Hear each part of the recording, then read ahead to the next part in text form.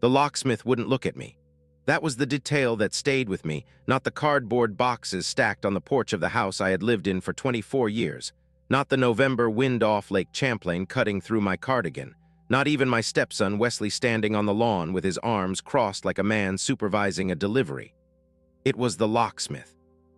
A young man, maybe 30, drilling out the deadbolt of a Victorian on Maple Street in Burlington, Vermont, and refusing to make eye contact with the 62-year-old woman whose belongings were being repackaged on the front steps like returned merchandise. He knew. He could feel what was happening, and he could not look at me because to look at me would be to acknowledge what he was being paid to participate in. "Marin, this isn't personal."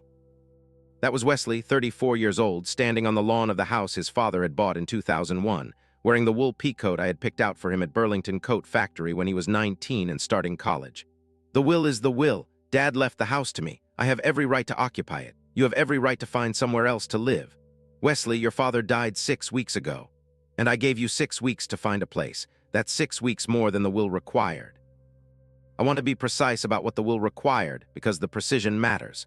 Theo Castellan, my husband of 22 years, died on September 18, 2025, from a stroke at his desk at the architectural firm he co-owned on Church Street.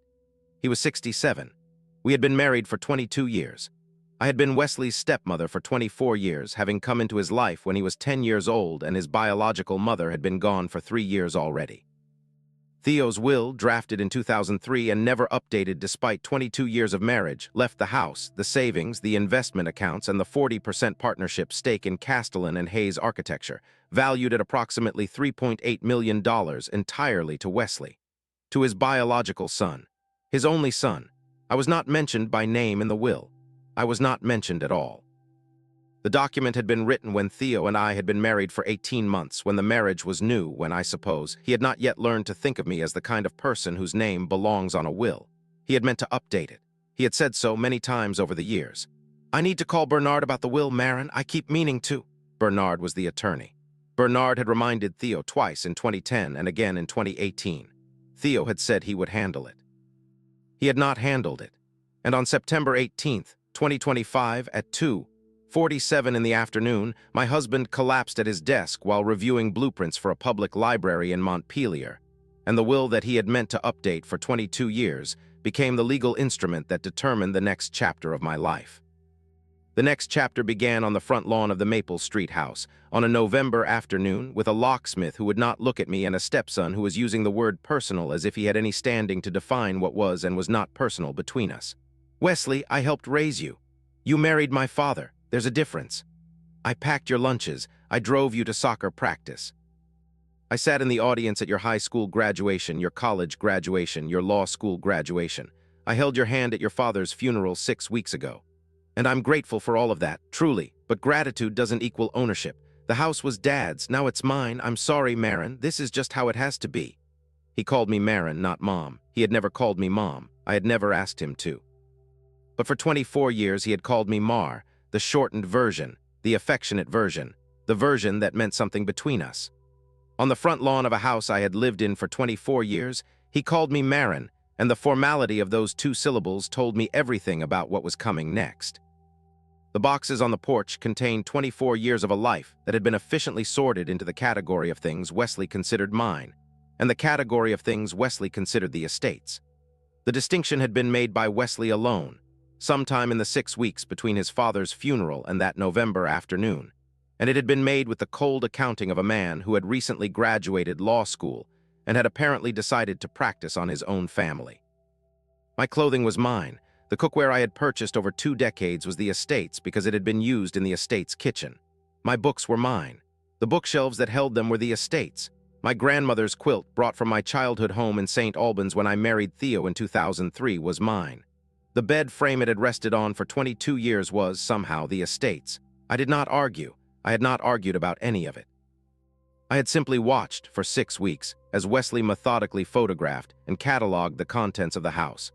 And I had understood with a clarity that surprised me that the man I had raised since he was 10 years old had been waiting, perhaps for years, to perform exactly this operation.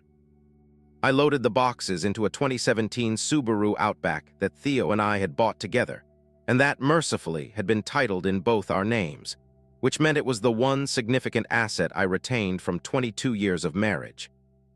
I drove the Subaru to the Econo Lodge on Shelburne Road, the only motel in the area with a weekly rate I could afford on a substitute teacher's income of $31,000 a year, and I checked into a room on the second floor that smelled like cigarettes despite the no smoking sign on the door. I sat on the bed. I did not cry. I had done the crying in the 6 weeks between the funeral and the locksmith. In the privacy of a guest room, Wesley had insisted I move into the day after the burial. "Until you figure out your next steps," he had said, with the calm officiousness of an attorney managing a difficult client. The tears were finished. What replaced them in the cigarette-scented room of an Econo lodge in Burlington, Vermont, was something quieter and more useful. The slow, methodical anger of a 62-year-old woman who has spent a lifetime being reasonable and has finally arrived at the precise moment when reasonableness has cost her everything.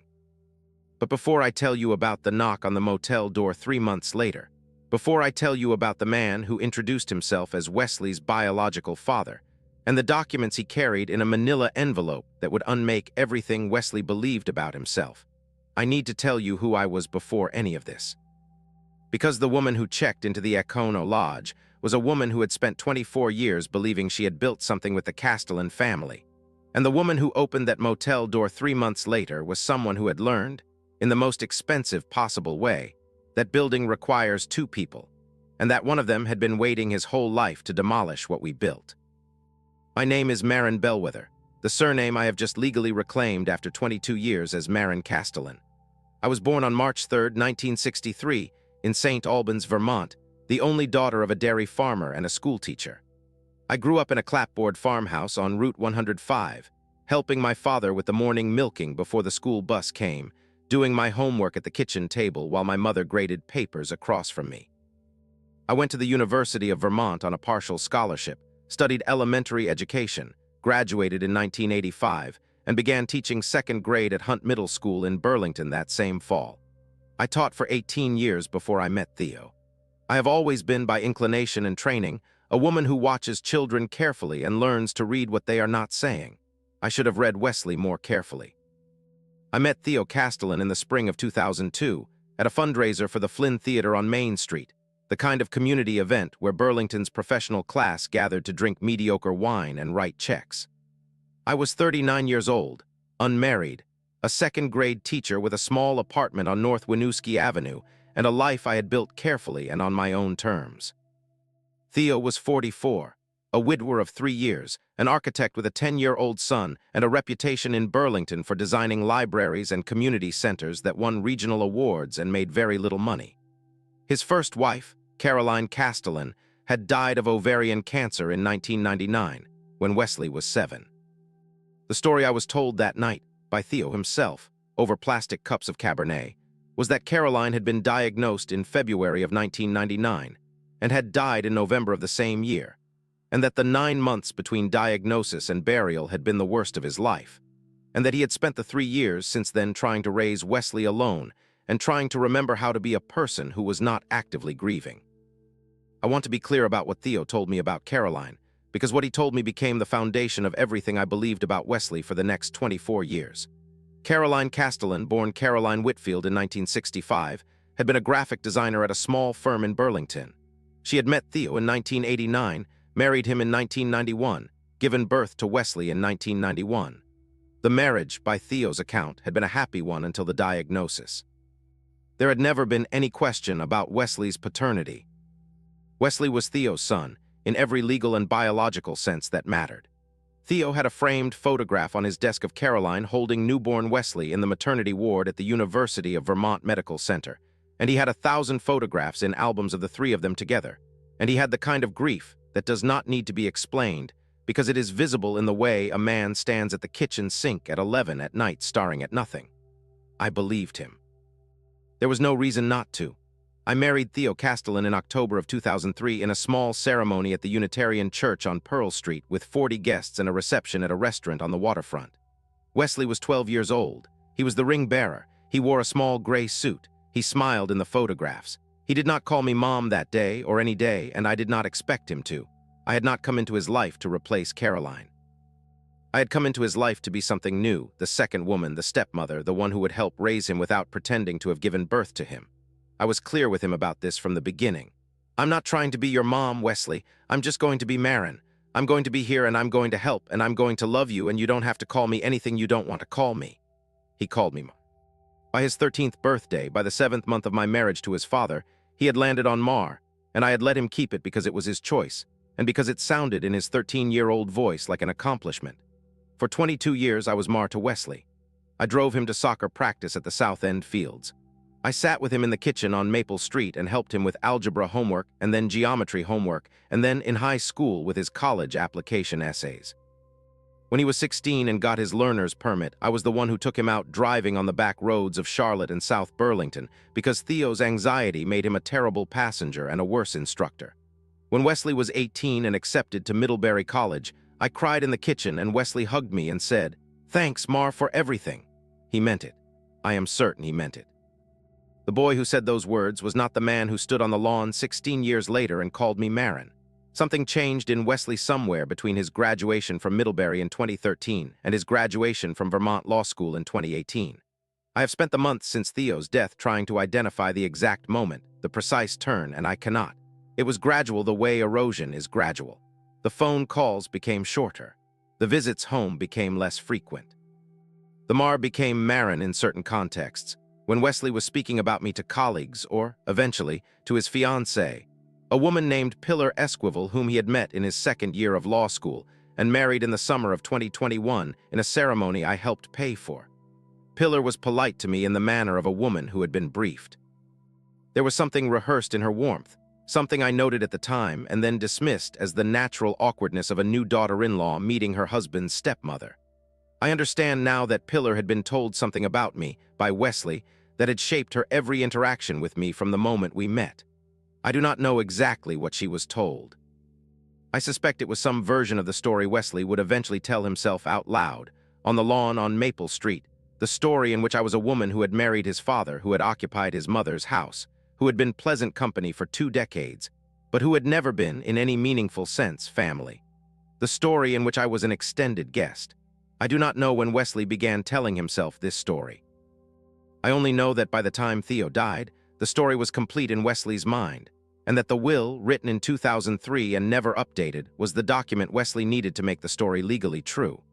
The reading of the will took place on October 8, 2025, 3 weeks after Theo's death, in the conference room of Bernard Holloway's law office on College Street. Bernard had been Theo's attorney for 30 years. He was 71 years old, with the kind of careful Vermont decorum that meant he never raised his voice and never gave you the satisfaction of seeing his reaction to what he was reading. He read the will aloud. He explained that the document had been executed in March of 2003, 6 months before my marriage to Theo, and that it had never been amended. He explained that, under the terms of the will, the entirety of Theo's estate, including the house on Maple Street, the 40% partnership stake in Castellan and Hayes Architecture, the joint investment accounts that had been funded primarily through Theo's income over the past 22 years, and the contents of the household passed to Wesley Castellan as sole beneficiary.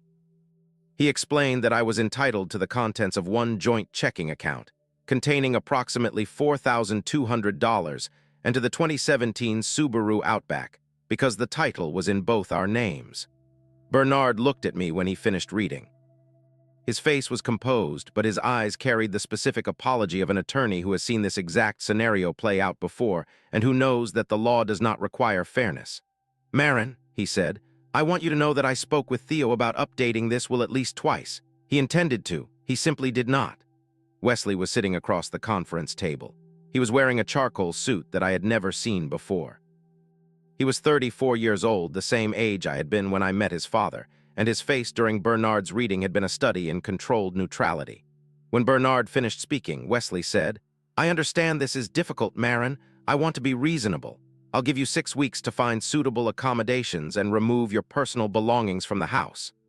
I want you to hear that sentence the way I heard it. I'll give you. As if the house had been Wesley's all along and my 24 years of living in it had been an accommodation he had been generous enough to permit. I'll give you. The 2 words a landlord uses with a tenant who has fallen behind on the rent. I did not respond. I did not have words for what I was feeling. I simply nodded, stood up, and walked out of the conference room. The 6 weeks between the will reading and the locksmith were the strangest 6 weeks of my life.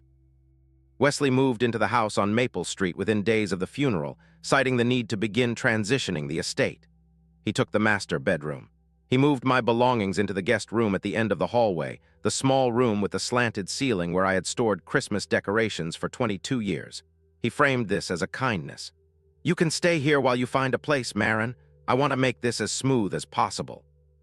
His wife Pillar visited on weekends, walking through the rooms of the house with the appraising eye of a woman planning a renovation, occasionally asking Wesley questions about which pieces of furniture were staying and which were being sold. They spoke about me in the third person in my presence. They did this without malice, I think. They simply did not see me as a person whose hearing required consideration. I spent those 6 weeks in a state of dissociative observation. I cooked dinner most nights because Wesley and Pillar did not cook, and because I had cooked dinner in that kitchen for 22 years, and because the muscle memory of preparing a meal was the only thing that made the days feel structured. I watched Wesley sort through Theo's office, his books, his architectural files, the small wooden box on his dresser where he had kept his father's pocket watch and his college class ring. I watched him take photographs of furniture and post listings on Facebook Marketplace. I watched him receive an appraiser from a Burlington antiques dealer who walked through the house with a clipboard, evaluating the Persian rugs and the dining room set and the mid-century pieces Theo and I had collected together over 2 decades. The appraiser was a woman in her 50s.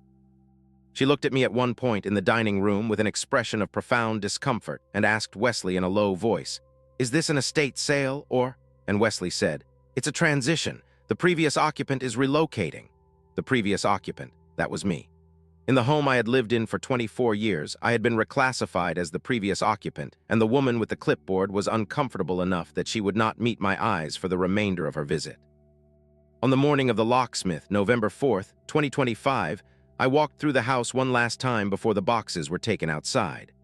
I went into the master bedroom, where Theo and I had slept for 22 years, and where Wesley and Pillar had been sleeping for 6 weeks.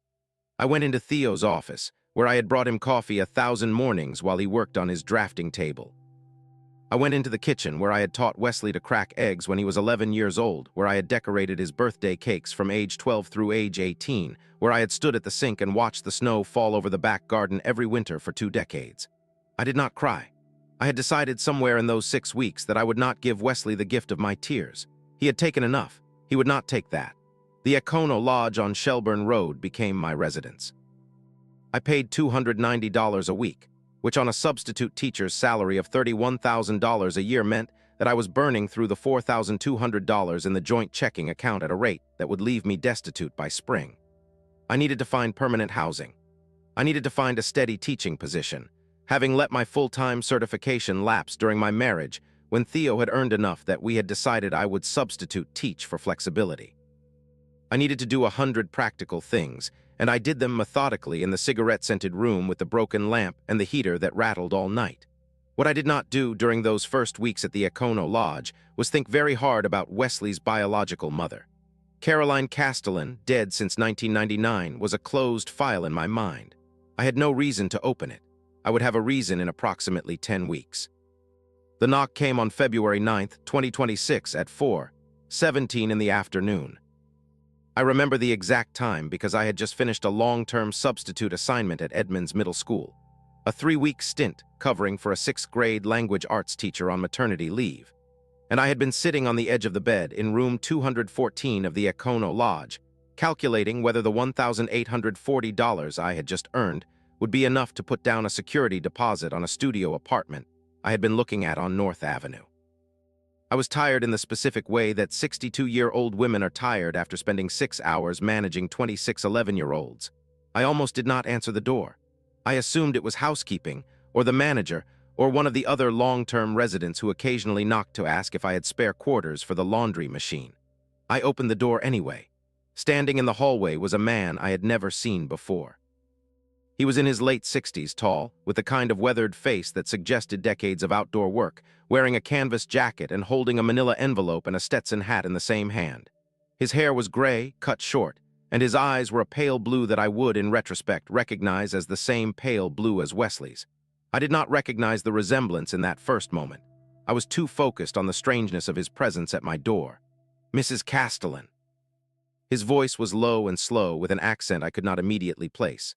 Western, possibly, Wyoming or Montana. Bellwether, I've gone back to my maiden name. Can I help you?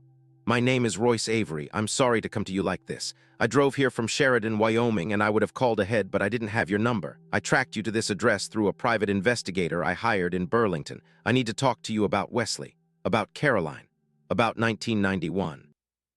I want to describe what happened in my body when this stranger from Wyoming said the name Caroline. Caroline Castellan had been dead for 27 years. Caroline Castellan had been a closed chapter in a story that, until 14 weeks ago, I had believed was settled. The mention of her name, by a 67-year-old rancher I had never seen before, standing in the hallway of an Econo lodge in Burlington, Vermont, produced a sensation I can only describe as the slow inversion of gravity. The hallway tilted. My hand on the doorframe became the only stable point in the room. "You'd better come in," I said. Royce Avery sat in the chair by the window, the only chair in room 214. I sat on the edge of the bed. He placed the manila envelope on the small laminate table between us. He did not open it immediately. He looked at me for a long moment, the way a man looks when he is trying to decide where to begin a story he has rehearsed for years and that he has never been allowed to tell. "Mrs. Bellwether, I want to start by saying I am sorry. I'm sorry for the timing. I'm sorry that you're hearing this from a stranger in a motel room. I'm sorry that I waited 34 years to come find you. I had reasons that seemed good to me at the time, and they do not seem good to me now." "Mr. Avery, please, just say what you came to say." He nodded. He opened the envelope. He removed a photograph and slid it across the table. It was a photograph of a young woman, blonde, slender, perhaps 25 years old, taken in what looked like a Wyoming summer, mountains visible behind her. The photograph dated in pen on the back, July 1989. "That's Caroline Whitfield." In the summer of 1989, when she was working as a graphic designer for a magazine in Cody, Wyoming. She was 24, I was 31. I was the foreman on a cattle ranch outside of Cody. We met at a 4th of July picnic. We were together for 9 months. She left Wyoming in April of 1990 and she went back east to Vermont. She was pregnant when she left. The baby she was carrying when she returned to Burlington was my son. Wesley is my biological son. I did not speak. I could not. The hallway was no longer tilting. The room was perfectly still. Royce Avery told me the story slowly, in the careful order of a man who had been arranging the pieces in his head for 34 years. Caroline Whitfield had come to Cody, Wyoming in the spring of 1989 on a 6-month assignment for a regional magazine that was producing a feature on ranching culture. She was 24 years old, recently graduated from the Rhode Island School of Design, working as a junior designer and photographer. She had grown up in Burlington, Vermont, the only child of professional parents, and she had wanted, at 24, the experience of living somewhere that was not the East Coast. Cody had been her adventure. Royce had been part of the adventure.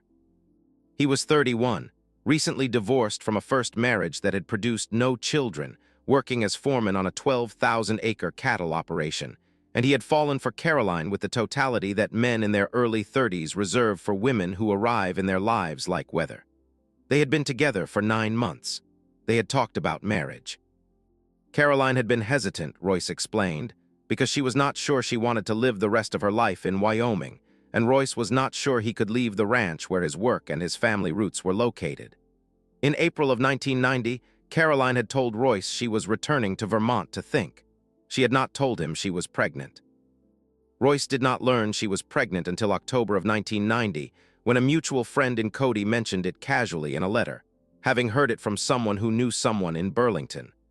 By then, Caroline had already met Theo Castellan, an architect 11 years her senior, who had been introduced to her by her father. By the time Wesley was born in February of 1991, Caroline had been married to Theo for 3 months, and the birth certificate filed at the University of Vermont Medical Center listed Theodore Castellan as the father. "I came to Burlington in March of 1991, Royce said. "I drove here from Wyoming. I knocked on Caroline's door. Theo answered. He was a polite man. He let me in. Caroline came down the stairs holding the baby. She looked at me and she said, 'Royce, I need you to leave. Please, I need you to leave and not come back.'" He paused. He looked out the window of room 214 at the parking lot of the Econo Lodge at a delivery truck idling in front of the Dunkin' Donuts next door. "She told me, Mrs. Bellwether, that she had made her choice. She had chosen Theo. She had chosen the life she wanted Wesley to have. She told me that if I loved her, I would let her have the life she had chosen. I asked her if Wesley was mine. She said, "He is my son." That is the only answer I will give you. I left. I drove back to Wyoming. I did not contact her again. 8 years later, I read in a Burlington newspaper online that Caroline Castellan had died of ovarian cancer. By then, Wesley was 7. I made a decision, Mrs. Bellwether, that I have lived with for 27 years. I decided not to disrupt the boy's life. He had lost his mother. He had a father in every meaningful sense in Theo Castellan. I decided that my showing up would be selfish. I decided to honor Caroline's choice. "Why are you here now?" He slid a second document across the table. It was a DNA test result, a commercial paternity test dated November of 2025, comparing samples from Royce Avery and Wesley Castellan, indicating a 99.998% probability of biological paternity. "You took a DNA test. How did you get Wesley's sample?" "I didn't. Wesley took an ancestry test in 2023. He uploaded the raw data to a public genealogy database. I had uploaded mine in 2021, hoping, I think, that if Wesley ever wanted to find me, he could. When his data was uploaded to the database, the system matched us as a 99.998% parent-child relationship. He was notified. I was notified. He saw the notification. He has known since June of 2023 that Theo Castellan was not his biological father." The room tilted again. I sat on the edge of that motel bed for what felt like a very long time, looking at the DNA results, looking at the photograph of Caroline at 24, looking at the man across the small laminate table who was, in some sense I could not yet fully process, the biological grandfather of the boy I had raised since he was 10. Except Royce was not the grandfather. He was the father, the biological father. Of the 34-year-old man who 3 months ago had stood on a lawn and told me I was not family. "Mr. Avery, are you telling me that Wesley has known for 2.5 years that Theo was not his biological father, and that he never told Theo, and he never told me?" "That is what I am telling you. The genealogy database keeps records of when matches are viewed and acknowledged. Wesley viewed the match in June of 2023. He acknowledged it. He sent me a private message through the database's messaging system. I have a copy of the message." He slid a third document across the table. A printed screenshot of a message dated June 14, 2023, from a user identified as Wesley Castellan to a user identified as Royce Avery. The message read, "Mr. Avery, I see the database has matched us as parent-child. I do not know who you are, and I do not wish to know. My father is Theodore Castellan. He has been my father for my entire life. I am writing to ask that you not contact me, not contact my father, and not contact anyone in my family regarding this match. I understand this is a strange request from a stranger. I hope you will respect it. I will be removing my profile from the database after I send this message." He had removed his profile.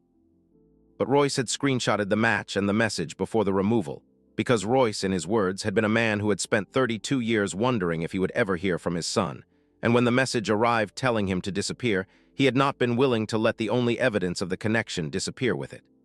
"I respected his request," Royce said. "I did not contact him. I did not contact Theo. I did not contact anyone. For 2.5 years, I respected the request, and I lived with the knowledge that my son knew about me and had chosen not to know me.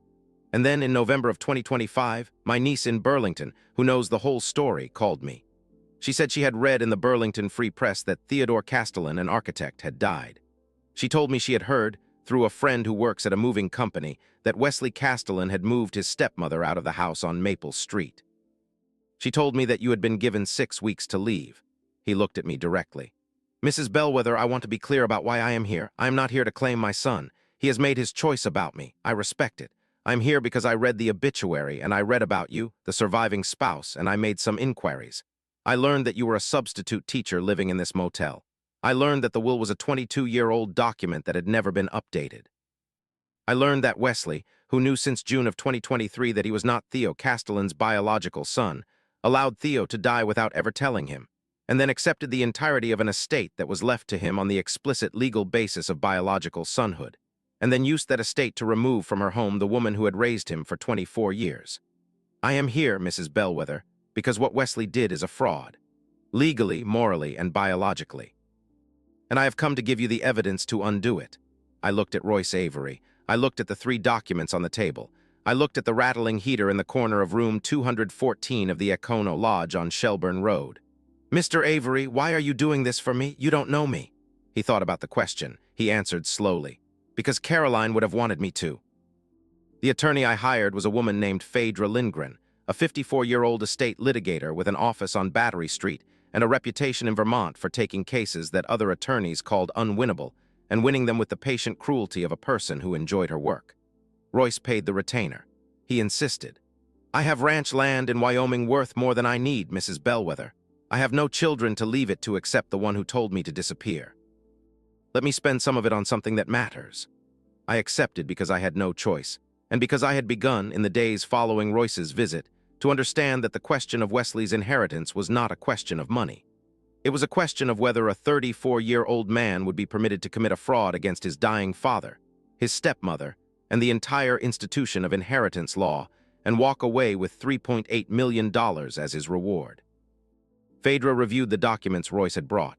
She reviewed Theo's will. She reviewed Vermont probate statutes and the specific case law governing fraud in the inducement of testamentary instruments. She looked up from her desk after 2 hours of reading and said, "Mrs. Bellwether, your stepson has a serious problem. Vermont law does not require a testator to leave assets to a biological child. A testator is free to leave assets to anyone. But Vermont law does require that a beneficiary not procure or accept an inheritance through fraud or material concealment." Wesley knew, beginning in June of 2023, that he was not Theo's biological son. He had an affirmative obligation to disclose this to Theo, who was, based on the 2003 will, leaving him an estate explicitly on the basis of that biological relationship. By concealing the information for 2.5 years and then accepting the estate after Theo's death, Wesley has, in my professional opinion, committed actionable probate fraud. The estate is challengeable. The will is challengeable. And depending on how a court interprets the concealment, Wesley may be required to disgorge the entire inheritance. She paused. "There is also a question of constructive fraud against you. You were, by every reasonable standard, Theo's spouse of 22 years. Under Vermont law, you have the right to elect against the will and claim a 1/3 spousal share of the estate, regardless of what the will says. Theo's failure to update the will does not eliminate that right. You should have been informed of this right by the attorney handling the estate. You were not. That is itself a serious procedural failure that we can use." I had not known about the spousal election. Bernard Holloway had not told me about it. Bernard Holloway, I would later learn, had been Wesley's family attorney for the 6 weeks following the funeral, and his obligations to me had been, in the most generous interpretation, ambiguously discharged. We filed the petition on February 27, 2026. We named Wesley as the respondent.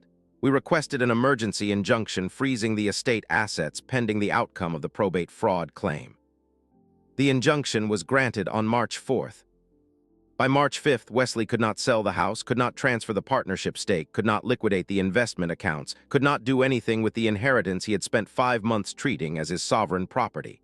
Wesley called me on March 6th. His number was still saved in my phone under the name Wesley. I had not changed it. I answered. "Marin." His voice was different. The composed officiousness was gone. In its place was something younger, more uncertain. "Marin, I don't understand what's happening. My attorney says you filed some kind of fraud claim. He says you have evidence that I knew about my biological father before Dad died. Marin, I don't know what you've been told, but this is not what it looks like." "Wesley, I have a screenshot of the message you sent Royce Avery on June 14, 2023. I have the DNA results. I have the genealogy database records showing you viewed and acknowledged the match. I have, in short, exactly what it looks like." Silence. "Marin, can we talk privately without attorneys? I want to explain." "Wesley, you had 24 years to explain. You used those years to call me Mar, then you used 6 weeks to call me Marin. You don't get a private conversation now. You get a courtroom." I hung up. The case did not go to trial. Wesley's attorney, a man from a Burlington firm whose hourly rate suggested he had quickly understood the weakness of his client's position, contacted Phaedra in mid-April to discuss settlement. The evidence was unambiguous. The genealogy database had retained server-side records of Wesley's account activity, including his viewing of the paternity match, his acknowledgement of it, and the message he sent to Royce. A trial would produce all of this in open court. It would also produce the testimony of Royce Avery, who would describe in detail the timeline of his contact with Wesley, his decades of restraint, and his decision to come forward only after observing the treatment I received. Wesley, his attorney, apparently calculated, did not want any of this to occur in front of a Vermont probate judge, the local press, his colleagues at the law firm where he had recently been hired, or his wife Pillar, who I would later learn through mutual acquaintances had not been told the truth about the DNA match either. The settlement was finalized on May 11, 2026. Wesley retained 30% of the estate. I received 55%. The remaining 15% was placed into a charitable trust in Theo Castellan's name, supporting the Vermont Architectural Preservation Society he had quietly donated to for 30 years. The house on Maple Street was sold. I did not want to live in it again.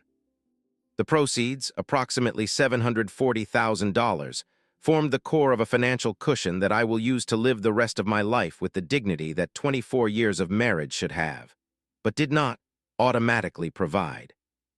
The 40% partnership stake in Castellan and Hayes Architecture was bought out by Theo's surviving partner, Marcus Hayes, who paid a premium because he had been Theo's friend for 40 years, and he was, in his own words, ashamed of how the inheritance had been handled. I bought a small house in St. Albans, the town where I grew up. 2 bedrooms, a porch, a back garden that needs work. I am back to teaching full-time, having renewed my certification at the elementary school 3 blocks from my parents' old farmhouse. I am 63 years old now. I make $54,000 a year teaching 3rd grade. I have, for the first time in my adult life, a home that belongs entirely to me. Royce Avery and I have stayed in touch. He visited Vermont in June. He stayed at a bed and breakfast on the lake. We had dinner 3 times. He is a quiet man, a slow talker, a person who has spent most of his life with cattle and weather and the absence of his son. We are not in love. We are something more useful than love at 63 and 67. We are friends who share a strange, specific history, and we are honest with each other about what that history is and is not. He has invited me to visit Sheridan in September. I am thinking about it. Wesley and I have not spoken since March 6th. I do not know if we ever will again. Pillar called me once in late May after the settlement was finalized. She said she had not known. She said Wesley had told her when she pressed him that the DNA match was a database error. She said she had believed him because she had wanted to. She said she was sorry. I told her I appreciated the call. I told her I did not need her apology and I did not need her explanation, and I wished her well. We have not spoken since. If you have listened this far, I want to ask you something. Somewhere in your life there is probably a person you have been calling family out of habit, and a person who has been treating you like family out of choice. They are not always the same person. The locksmith on Maple Street would not look at me because he knew which was which, and he was ashamed to be participating in the confusion of the two. Do not wait until a locksmith is at your door to know the difference. Look at who shows up. Look at who waits. Look at who travels from Wyoming with a manila envelope when they owe you nothing at all. If this story moved you, if any part of it found a person you have been carrying in your own life, share it with them today. Subscribe for the next story. There is always a next story. There is always someone somewhere knocking on a motel door at 4:17 in the afternoon, holding the evidence that will change everything.